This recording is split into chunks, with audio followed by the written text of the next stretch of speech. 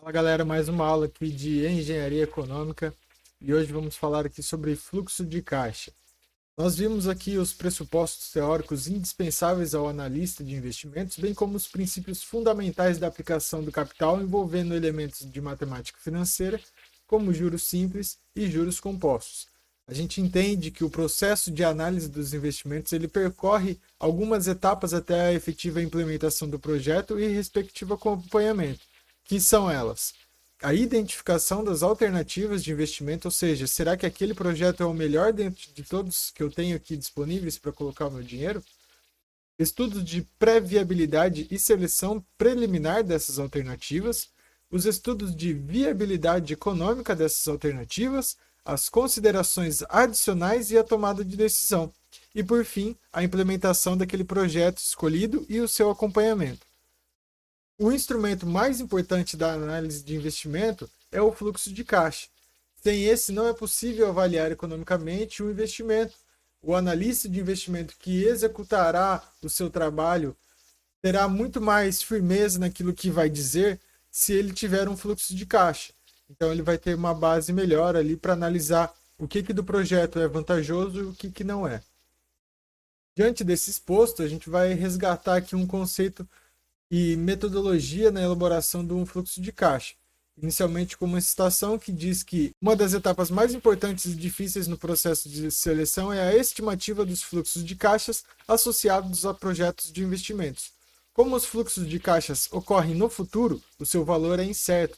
Supomos que o tomador de decisões seja capaz de estimar os fluxos de caixa com precisão suficiente para usar essas estimativas e decidir se realizará as decisões de investimento de capital. Uma introdução intencional ou não intencional de viés nas estimativas de fluxo de caixa também vai causar dificuldades. As pessoas que possuem uma participação no projeto geralmente esforçam-se ao fazer estimativas objetivas do fluxo de caixa. A tendência natural é ser demasiadamente otimista e subestimar os custos e superestimar os benefícios de um projeto de investimento. Assim, é útil que seja feita uma revisão das estimativas por alguém fora do departamento ou da divisão que propõe essa despesa.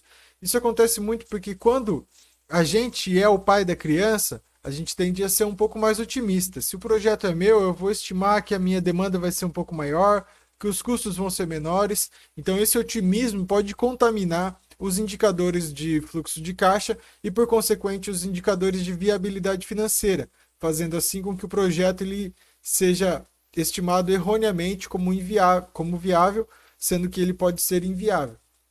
Então é importante, depois de construir a análise ali do fluxo de caixa, análise de cenários de indicadores financeiros, a gente ter uma estimação também de cenários, onde a gente constrói um cenário pessimista, um cenário realista e um cenário otimista, para a gente conseguir um pouco antecipar algum dos percalços que a gente pode passar no decorrer do nosso projeto. Certas diretrizes básicas são úteis ao se analisar as alternativas de investimento. Primeiro, os fluxos de caixa deverão ser medidos em uma base incremental, ou, em outras palavras, o fluxo de caixa para o projeto deverá representar a diferença entre os cursos dos fluxos de caixa da empresa com e sem a aceitação do projeto de investimento. Em segundo lugar, os fluxos de caixa deverão ser medidos em uma base após os impostos, usando uma alíquota de imposto marginal da empresa. Em terceiro lugar, todos os efeitos indiretos do projeto por toda a empresa deverão ser incluídos nos cálculos dos fluxos de caixa.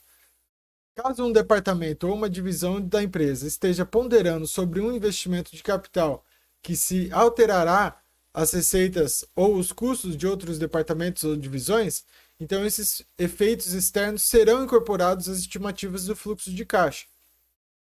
Em quarto lugar, os custos irrecuperáveis. Esses custos irrecuperáveis são aqueles custos que não podem mais ser revistos pela empresa, ou seja, são aqueles custos que nunca mais vão ser retornados ao patrimônio da empresa.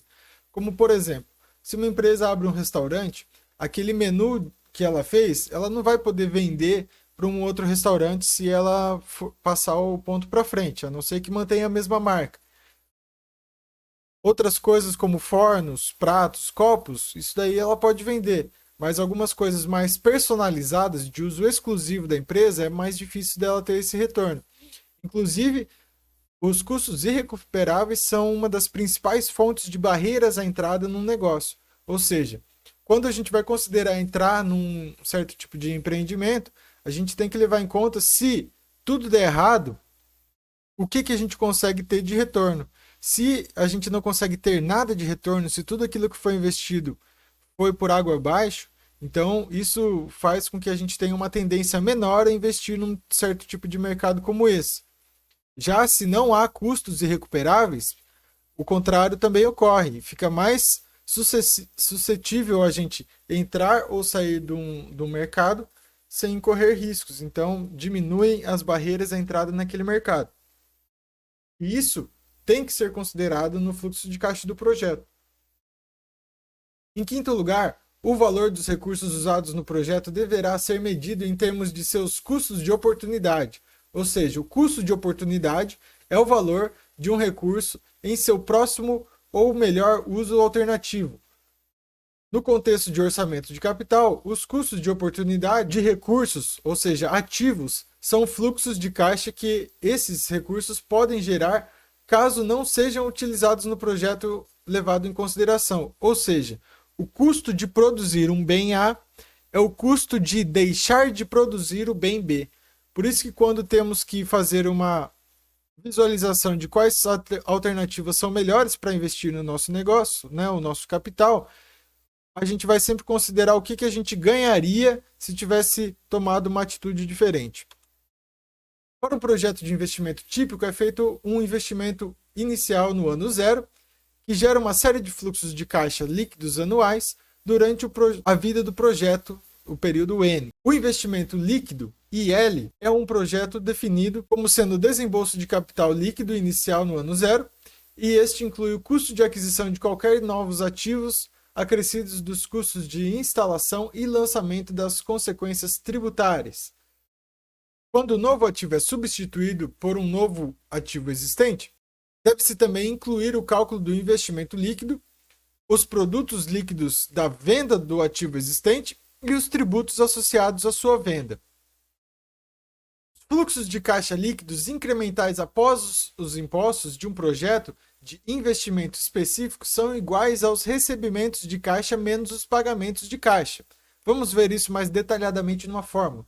Para qualquer ano durante a vida do projeto, esses podem ser definidos como a diferença do lucro líquido após os impostos, esse delta LL, com e sem o projeto, acrescida a diferença da depreciação, esse delta D. Assim, temos que o fluxo de caixa líquido é igual à diferença no lucro líquido após os impostos, mais a diferença na depreciação. E se a gente fizer uma reformulação ali da fórmula, a gente vai ter ali o nosso resultado ali, substituindo o item 4 no item 1.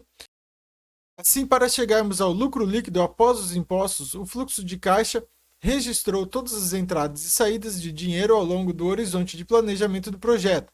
O fluxo de caixa é a base que permite ao analista reconhecer a rentabilidade e a viabilidade econômica do projeto. Ele sempre deverá estar estruturado para um determinado número de períodos de tempo em que a atividade passará a gerar renda econômica. Então temos aqui o slide mais importante dessa aula. Um detalhe é que a vida técnica dos ativos que passarão a compor os investimentos não deve ser utilizada para determinar a vida útil do projeto. Por exemplo, um equipamento cuja vida útil determinado pelo fabricante é de 10 anos, não significa dizer que o projeto também deverá ter um horizonte de planejamento de 10 anos. As operações das atividades do projeto para análise serão lançadas ao fim do período em que ocorrem. Ou seja, se a gente tem uma máquina que tem uma durabilidade de 10 anos, o projeto tem uma durabilidade de 20, a gente vai incorporar ali duas máquinas no decorrer do processo. Mas se o projeto tiver 5 anos de duração e a máquina tiver 10, no final do projeto a gente coloca ali acrescido o preço da venda dessa máquina para somar ali na base do lucro da empresa ou do projeto referido. São 3 tipos de fluxo de caixa que a gente tem. O fluxo de caixa econômico, ou chamado fluxo de caixa livre, que tem como base a avaliação econômica. apresenta a rentabilidade intrínseca do projeto sem a inclusão do financiamento utilizado para implantá-lo e executá-lo. O fluxo do financiamento efetivo, que incorpora os efeitos produzidos pelo esquema financeiro que irá financiar o projeto, e ele permite que possa ser avaliada a adequação do financiamento escolhido para o projeto.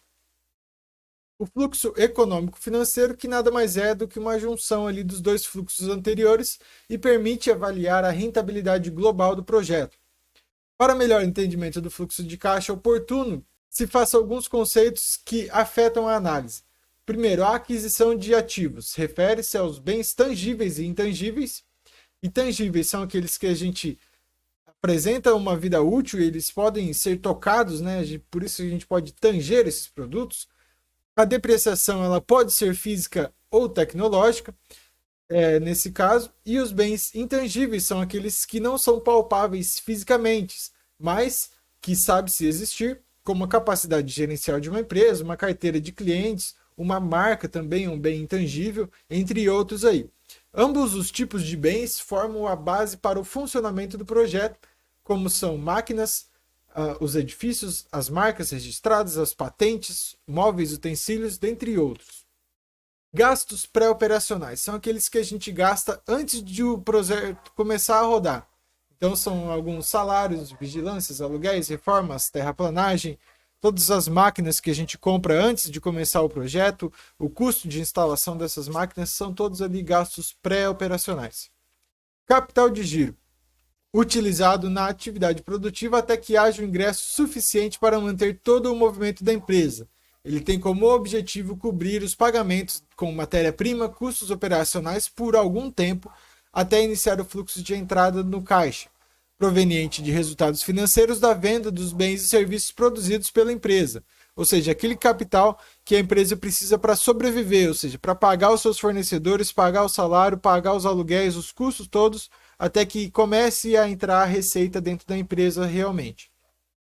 Normalmente tem-se que o valor do capital de giro, o montante projetado para bancar o processo de produção por 60 e 30 dias para o processo de comercialização.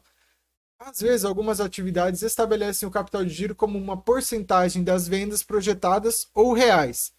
Ou seja, aquela projetada é aquela que você ainda não sabe o quanto vai ser, mas tem uma estimação, e vendas reais é uma estimativa baseada naquilo que você já vendeu, né? E isso depende de cada situação.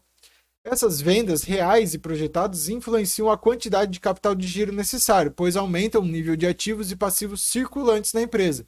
Por isso, o método para estimar as mudanças do capital de giro consiste em considerá-lo como uma porcentagem do incremento nas vendas ou em percentual dos estoques, das vendas a prazo, na conta dos clientes, dos fornecedores, dos salários a pagar, os impostos a recolher. Então, a gente tem que fazer uma continha ali para ver o quanto disso que a gente está devendo ali para os nossos custos, para a gente conseguir implementar um valor de capital de giro que seja suficiente para pagar essas contas sem incorrer em prejuízos com o custo de capital, ou seja, indo pegar dinheiro no banco para sanar esses projetos. No entanto, no final do projeto, esse capital de giro retorna para o caixa da empresa. Então, se o projeto ele tiver um prazo de duração determinado, o que sobra ali de capital de giro vai para a conta do lucro também. Mas, se a empresa continua rodando, aí se continua com o mesmo propósito. A vida útil do projeto e o valor de liquidação, ou seja, o valor residual. Esse valor residual é aquele valor da máquina que você vendeu quando a empresa fechou. É aquela máquina que sobrou. Diferente dos custos irreversíveis, que não tem um valor de venda no final do projeto, ou se você fechar a empresa, o valor residual ele está aparente ali no fluxo de caixa do projeto. A vida útil do projeto refere-se àquele tempo em que o projeto gera rendas econômicas, representando alguns ganhos superiores obtidos em qualquer outra oportunidade de investimento alternativo de igual risco. Portanto, quando termina a vida útil do projeto, o valor residual deve refletir os ganhos normais que possam ser obtidos em outras alternativas de futuro.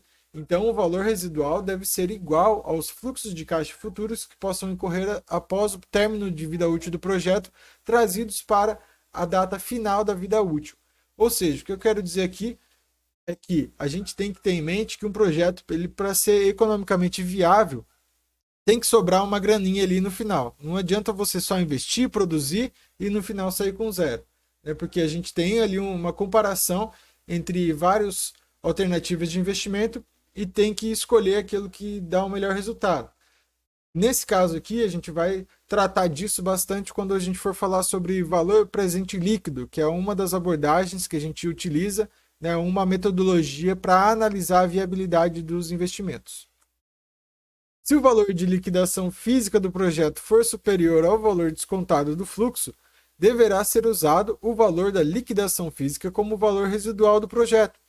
Se o valor de liquidação física for usado como valor residual, este poderá ser desmembrado em vendas dos ativos, efeito fiscal sobre ganho ou perda na venda dos ativos, despesas de remoção, limpeza e de liberação do capital de giro.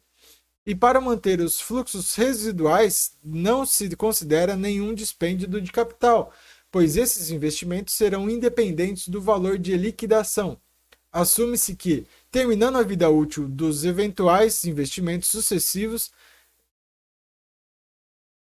renderão somente o custo de oportunidade do capital. Isso é, após o término da vida útil, supõe-se que implicitamente o fluxo de caixa dos períodos posteriores seja o mesmo fluxo que seria recebendo uma alternativa especulativa de um mesmo risco. Depreciação. Apenas bens tangíveis que estão sujeitos ao desgaste ou deterioração pelo seu uso ou pelo tempo devem ser depreciados. Se um projeto for rentável, sem considerar o benefício fiscal da depreciação e do valor residual, ele será ainda mais rentável considerando tais valores. Isso explica que, em determinados projetos, não são considerados tais itens.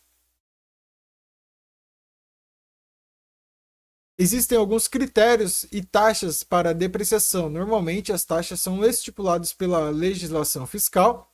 A título de ilustração, pesquisaremos algumas informações a respeito do assunto na Receita Federal. E aqui tem o site para vocês buscarem maiores informações. Então, como que a gente deve fixar ali a taxa anual de depreciação? Por regra geral, a taxa de depreciação será fixada em função do prazo durante o qual se possa esperar a utilização econômica do bem pelo contribuinte na produção dos seus rendimentos. Até 31 de 12 de 1998, a Receita Federal ainda não havia fixado para efeitos fiscais o prazo de vida útil de cada espécie de bem. Admitia-se, então, que as taxas anuais de depreciação resultantes da jurisprudência, né, que tem aí uma nota ali informativa que número 2 de 1969 que torna isso viável. Foram também fixados em 5 anos por outra normativa aí, a 04 de 85, o prazo de vida útil para os fins de depreciação de computadores e periféricos, como hardware, né, estão ali entre 20% ao ano. O prazo mínimo admissível para a amortização de custos e despesas de aquisição e desenvolvimento logiciais, como softwares, utilizados em processos, está ali na taxa de processamento de dados, está ali na taxa de 20% ao ano. A taxa de depreciação aplicável a cada casa é obtida mediante divisão de 100% do prazo de vida útil do ativo em meses, né? E aí a gente divide ali por anos, assim, uma taxa mensal, trimestral ou anual que vai ser utilizada. A partir de 31 de 12 de 98, ali temos uma instrução normativa que estabelece que a cota de depreciação a ser registrada na estruturação da pessoa jurídica, como o custo da despesa operacional, será determinado com base nos prazos de vida útil e nas taxas de depreciação constantes nos seus anexos. E aí tem um anexo ali que vai ter um período para cada um dos ativos. Como será calculada a depreciação dos bens adquiridos usados, né? Nesse caso aí, a gente tem que levar em conta metade do prazo de vida útil admissível pelo bem novo adquirido e o restante da vida útil do bem, que considera a relação a primeira instalação ou a utilização desse bem, ou seja, quanto daquele tempo de vida útil esse bem ainda tem. Quais dos bens eles podem ser depreciados? Temos aqui também que podem ser objeto de depreciação todos os bens físicos sujeitos a desgaste pelo uso por causas naturais, obsolescência normal, inclusive edifícios e construções, bem como projetos florestais destinados à exploração dos respectivos frutos. Quais desses projetos não podem ser objeto de depreciação? Aí temos aí terrenos, né, salvo quando a gente faz algum melhoramento ou alguma construção, prédios e construções não alugados nem utilizados pelo proprietário na produção dos seus rendimentos, bem como destinados à revenda, ou seja, aquele prédio que está só especulando ali para vender não pode ser utilizado. Bens que normalmente aumentam de valor com o tempo, como obras de arte e antiguidade, então não faz o menor sentido você depreciar uma coisa que está aumentando de valor. E bens para os quais seja registrada ali uma cota de exaustão, ou seja, que ele vai se exaurir ali no final do processo. A partir de que momento poderá a depreciação ser imputada no resultado da pessoa jurídica? A qualquer que seja a forma de registro desse encargo, na escrituração trimestral ou mesmo anual, a cota de depreciação somente será dedutível como custo ou despesa operacional a partir do mês que o bem é instalado, posto em serviço em condições de produzir. E aqui nós temos um período de vida útil de cada um desses bens aí no exemplo, né? Tipos de ativos imobilizados, e aí a gente divide esse tanto de vida útil e considera ali um valor anual ali para cada um dos itens, para que assim a gente possa utilizar nas nossas depreciações dentro do nosso fluxo de caixa. Então, por exemplo, um trator ele tem uma vida útil de 4 anos, então a gente divide 4 anos por 4 e aí dali 25% do valor do trator por ano a gente consegue depreciar.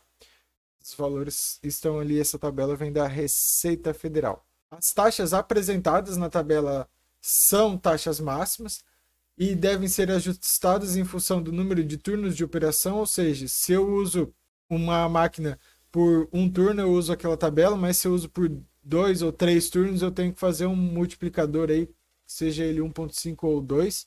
No entanto, a empresa ela pode anotar o processo de depreciação acelerado. E atenção que terrenos não são depreciáveis uma vez que não sofrem desgaste pelo seu uso no tempo. A amortização aplica-se sobre os intangíveis, como marcas, patentes, benfeitorias de propriedades de terceiros. Exaustão é um outro conceito aqui que trata do caso de exploração de reservas florestais, jazidas e minérios, né? Porque a gente exaure ali o terreno e realmente tira tudo que tem ali de possível. Reavaliação de ativos vai referir-se ali a reavaliar os itens do ativo imobilizado para expressar o valor efetivo dos bens. Ela aumenta o valor do ativo imobilizado na empresa e, em contrapartida, gera um lançamento a crédito de patrimônio líquido, conta de reservas de reavaliação e é a reavaliação necessária para utilizar valores muito defasados ou melhorar artificialmente o valor do patrimônio líquido, assim cuidando especialmente, né, nesse aspecto. Dispêndios de capital são investimentos para o suporte ao projeto, ou seja, ocorrem depois do investimento inicial e servem para manter o projeto em funcionamento, como reformas de equipamentos, expansões da fábrica e assim por diante. Investimento em terreno é um dos princípios da análise de investimentos, não é a agregação de projetos. Por exemplo, se a compra de um terreno para instalar uma fábrica de sucos, né, nesse terreno está em uma região o processo de crescimento, desenvolvimento e em pouco tempo esse terreno dobra de valor, o fato de usar a valorização do terreno como rentabilidade do projeto deturba o resultado econômico financeiro, ou seja, ele contamina ali os nossos dados e aí a gente acha que está com um projeto que realmente está rendendo alguma coisa legal, mas na verdade o projeto dá prejuízo e o que dá dinheiro mesmo é a especulação financeira. Então a gente tem que separar bem essa questão aí do resultado econômico para não confundir os parâmetros dentro do nosso negócio.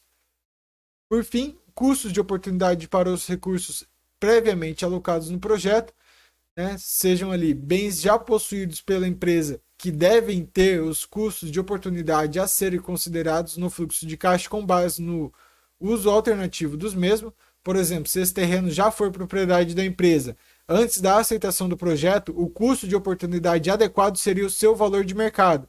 No caso de edifícios, pode-se considerar como custo de oportunidade o aluguel de mercado que a empresa estaria recebendo caso não utilizasse o seu projeto.